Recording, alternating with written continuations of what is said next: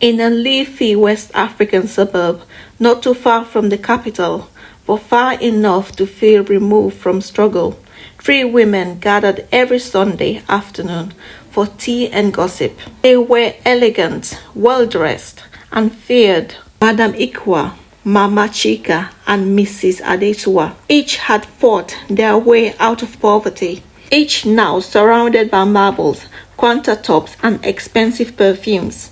And each had a daughter, beautiful, intelligent, full of potential. But to them, their daughters were more than just children.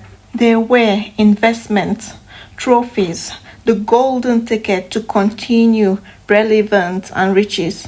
The three women sat on Madame Ikwa's veranda, the air thick with the scent of hibiscus and overbrewed tea. "We cannot allow our daughters to waste their beauty," said Madame Ikwa, her accent laced with the Ghanaian finesse, eyes cold behind designer sunglasses. "What's the point raising a queen if she marries a servant?" The women carry on gossiping.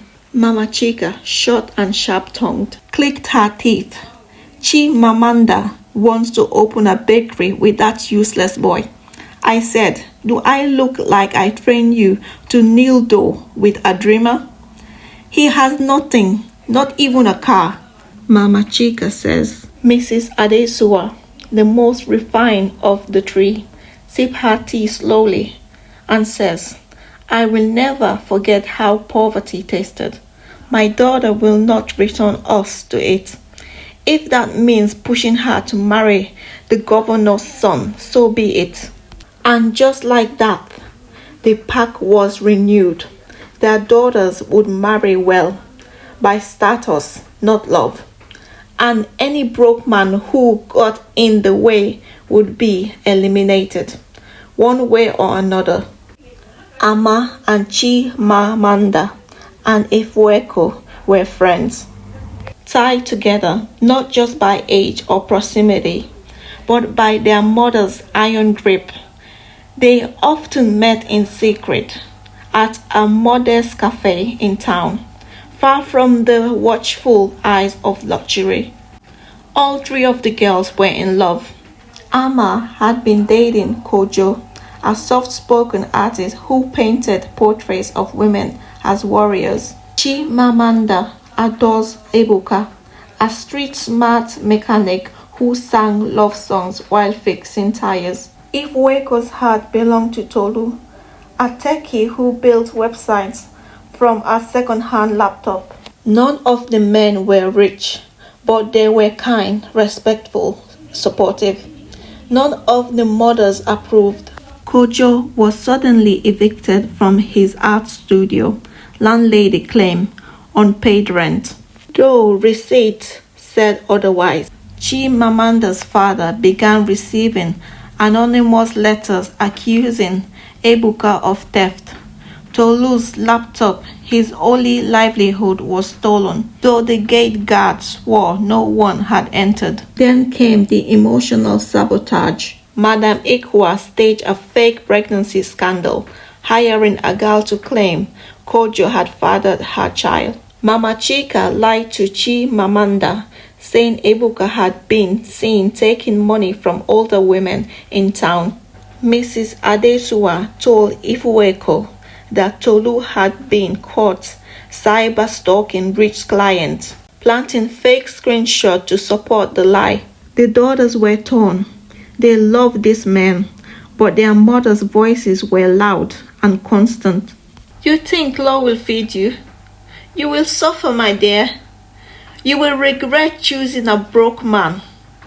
You will disgrace me in front of my friends." The mothers grumbled. The guilt was a noose around their necks. Mama Ikwa, desperate to break Kojo and Ama apart, visited a discreet herbalist deep in the bush. There, under the moonlight, she dropped a lock of her daughter's hair into a bowl of black liquid. "Make her hate him. Make her fear him," she whispered.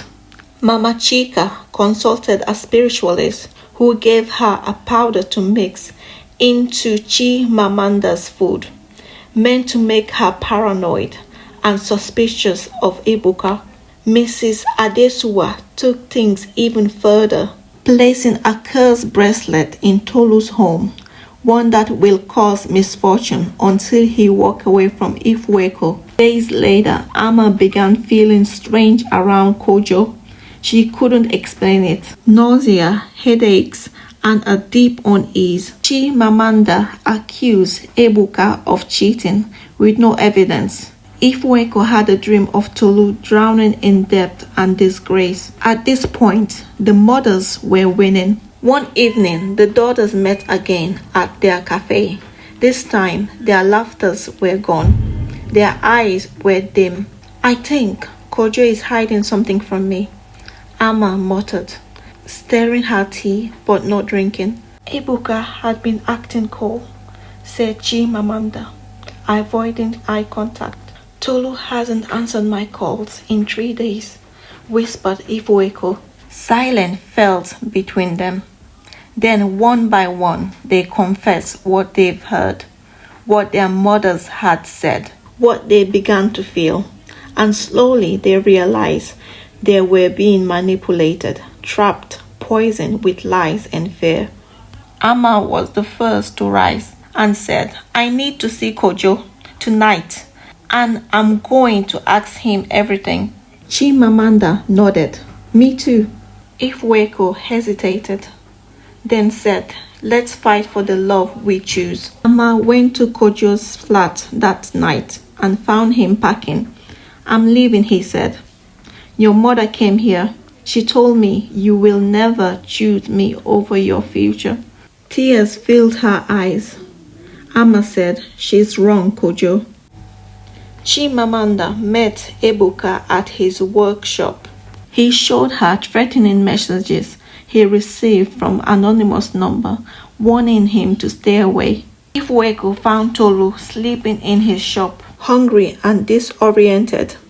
The cursed bracelet still sat on his desk. She took it, stabbed it in two, and held his hand. Each daughter now knew their mothers had gone too far. The next Sunday, the three mothers gathered again, but this time their daughters arrived, uninvited. "You lied to us," Amma said to her mother. "You tried to destroy my peace. You cursed my boyfriend," Ifeeko yelled, tossing the broken bracelet onto the marble floor. Chimamanda's voice trembled. "Why would you rather see me cry in a mansion than smile in a small house?" The mothers stared, stunned, caught, and exposed. But none of them apologized. "You will regret this," said Madame Igwa, said quietly, almost sadly. "Maybe," Amma said, "but it will be my mistake, not yours." The daughters turned and left together, arms linked. Outside the gate, Kojo waited with a new painting, Amma as a lioness. Ebuka bought Chimamanda a new recipe book for the bakery they would build together. Tolu had replaced his laptop, thanks to a stranger's donation online. He gave Ifweko a beaded bracelet, handmade, pure, safe. The mothers watched from the window. Their daughters were choosing love, choosing self-worth, choosing freedom. But the battle wasn't over, and the mothers weren't done.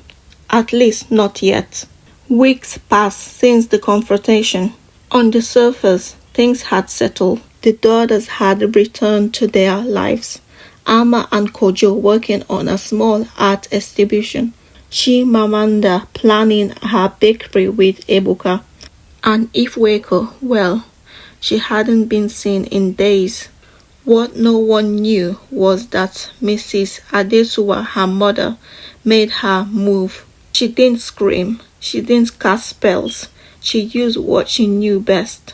Pressure, cloaked in love. Ifweko had come home one afternoon, drained. Tolu had fallen sick. His small tech business struggling after a major client pulled out. Mrs. Adesuwa was waiting, dressed in a sleek robe, her expression unreadable. My darling, she began stroking her daughter's shoulder.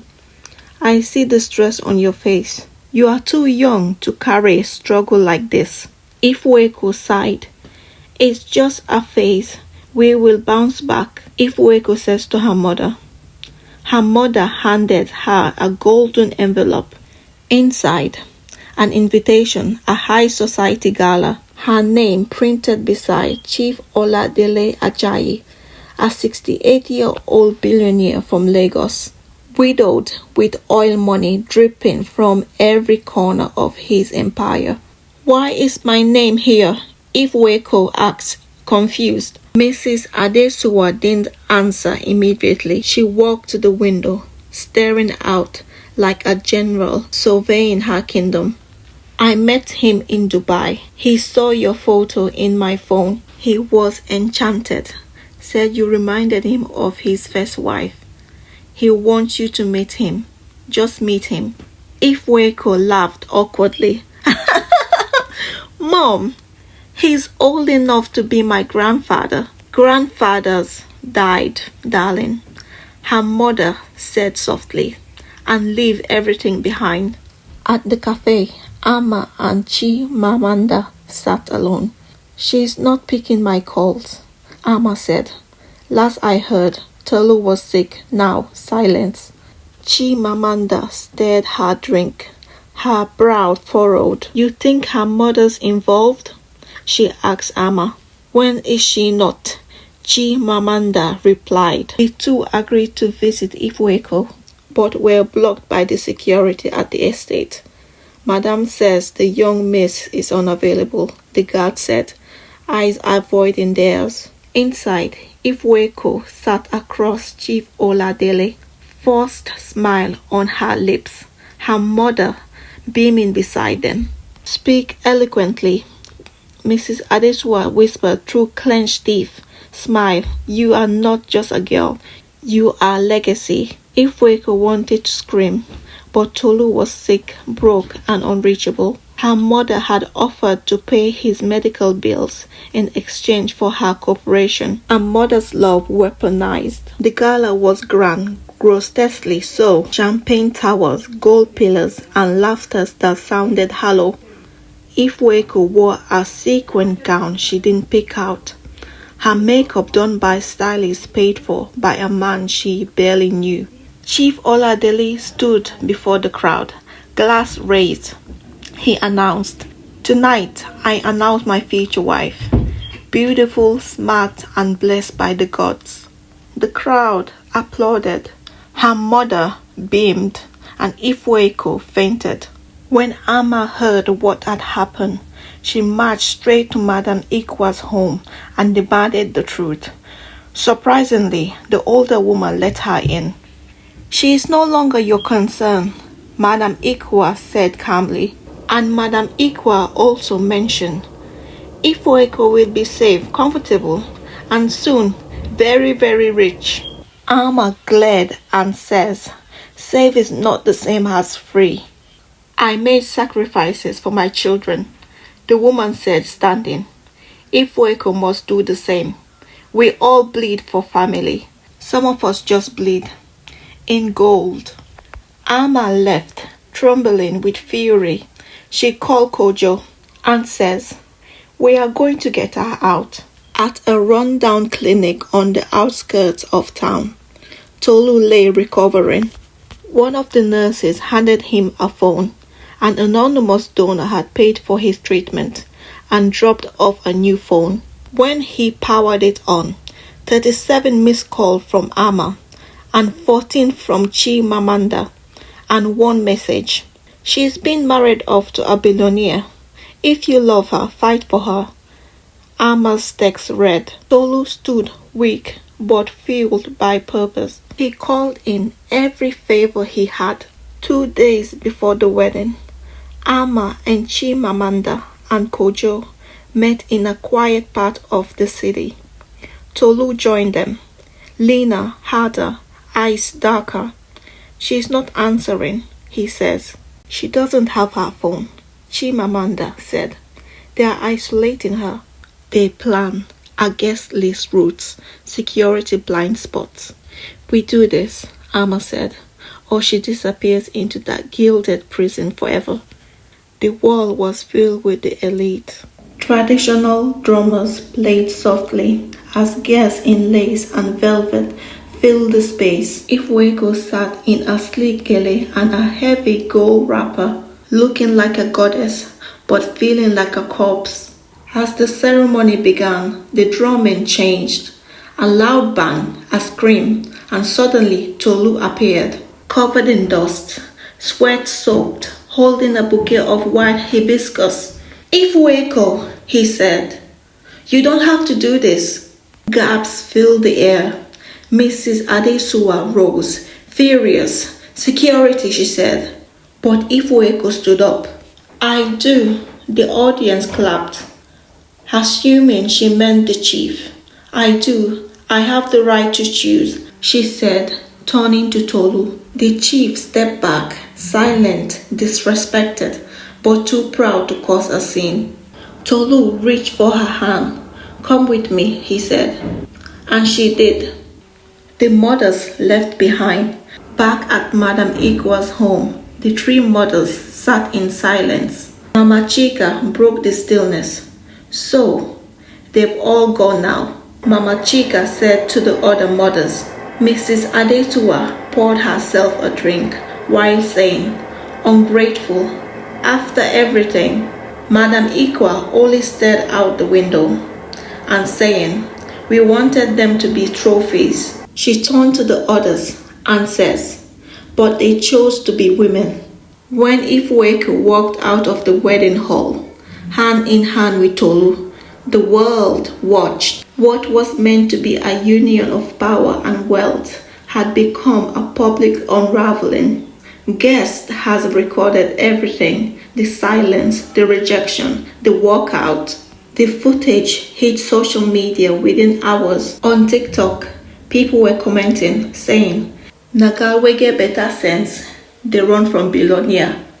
On Twitter, now X, 68-year-old chief jilted by Gen Z goddess. On social media, viral reels, dozens of remixes with dramatic music, hashtag runaway bride, hashtag love over luxury. Chief Oladele, red-faced and humiliated, released a public statement through his PR team the next morning. Miss Ifweko Adesua is mentally unstable. Her companion is a thirsty gigolo who manipulated her emotions.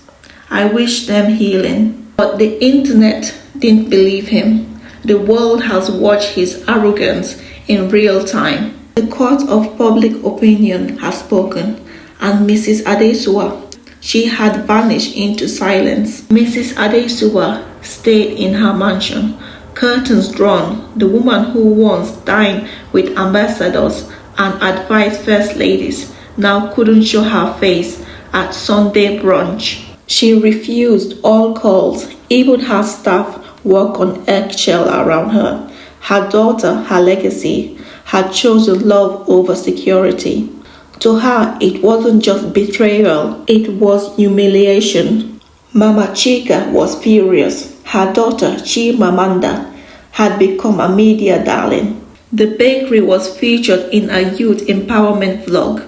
Ebuka had been asked to perform at a cultural festival, and no one mentioned her. She was nothing before I shaped her, Mama Chika hissed, tearing up the magazine article. She will come back. When life humbles her, I'll be waiting, said Mama Chika. But life wasn't humbling Amanda. Instead, it was blessing her. Madam Ikwa, on the other hand, had grown quiet. She watched Amma's rise through her phone. Her daughter's art exhibition have been featured in a global campaign. Her photo hung in a Paris gallery. But the one that struck her the most was a candidate shot. Amma laughing in the rain with Kojo barefoot, paint splattered on their clothes. It was joy, real joy. And for the first time, Grace Ikwa admitted to herself, maybe I was wrong. Alma, Chimamanda, and Ifeeko met at a quiet cafe away from city noise. They sat in the back, sipping smoothies, wearing jeans and headscarves. No heels, no pressure, just them being themselves. Are you okay? Alma asked Ifeeko. I should be, she replied, but I'm scared. If she's quiet, Chimamanda added, she's probably planning something. Ifeeko nodded. She hasn't called me once, but she's watching Alma, always. After that meeting, one afternoon, Madame Ikwa showed up at Alma's studio. No lace, no gold, just a simple wrapper and flat shoes. I came to see your work, she says. Alma hesitated, then let her in. They walked in silence, past canvases of warrior women, but mothers were torn in their crowns, of daughters running barefoot. Grace paused in front of one titled Unbecoming. That one's about you, Alma said softly. Her mother's lip trembled. I know, says Alma's mother. That night, Mama Chica returned to the herbalist, her pride wounded deeper than ever. I want it reversed, she said. The herbalist frowned. The curse is active. You asked for her downfall. She is flying, Mama Chica spat. I want her wings gone. The herbalist shook his head. You are no longer trying to protect her. You are trying to destroy her. This isn't about love. But Mama Chica wouldn't listen. Tolu was building again. After the wedding scandal, donations poured in. People believed in the man who stood for love in a room full of power. Tolu and Ifeeko opened a tech boot camp for low-income youth. Their lounge was quiet but powerful. Mrs. Adesuwa saw the press release. No words, just their photo, smiling, surrounded by young boys and girls with laptops. She tore the paper and wept, not for her daughter, but for herself. Chimamanda's bakery had doubled in size. They were now hiring. She named her new pastry after her mother's favorite snack, the chica roll. When asked about the name in an interview, she smiled. It's complicated, she said, but everything I am now. I started with her. Mama Chica saw the clip, but she turned off the television, then turned it back on. Alma opened a new gallery, this time inviting all the mothers as honored guests. Grace came in quietly. Mrs. Adesuwa sent flowers. Mama Chica stood across the street watching. Inside, Alma's final piece revealed a painting. 3 daughters walking uphill, carrying broken crowns in one hand and seeds in the other. The name, inheritance. Some mothers build walls, others plant expectations like trees. But these daughters, they choose axes and seeds. They broke through guilt, through tradition, through fear, and planted something new. Not all mothers joined the garden, but the daughters kept watering anyway. Because love, real love, is not earned through obedience. It's built with freedom. A letter from the past. It had been nearly 6 months since Ifeeko walked out of the wedding hall. 6 months since Alma's gallery gained international buzz. 6 months since Chimamanda's bakery was voted Community Business of the Year. The daughters were building futures far removed from their mother's blueprint. Then, one morning, Ifeeko found a cream-colored envelope tacked under her gate. No stamp, just a seal. She opened it. A handwritten letter from Chief Oladele. My dear Ifeeko, I write to you not as a man scorned, but as a man reminded. What happened that day, humiliated me, but it also awakened me. I have a proposition, not of marriage, but of legacy. Let us meet. Ifueko stared the letter. It was signed with gold ink, and it shook her peace. Against her better judgment, Ifueko met Chief Oladele at a rooftop restaurant in Ikoyi, guarded by his ever-watchful security. He was older now, his power no less potent, but his presence less menacing. He didn't look like a man who had lost. He looked like a man waiting for a checkmate. I'm opening a foundation, he says.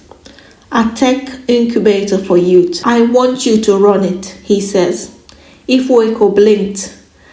Yeah, but why me? Ifueko said, because you rejected me. That means you know who you are. That's exactly the kind of woman I need, says Chief Oladele. After their initial meeting, when Ifueko met Ama and Chimamanda, Ifueko told Ama and Chimamanda everything. He wants me to be the face of his redemption project.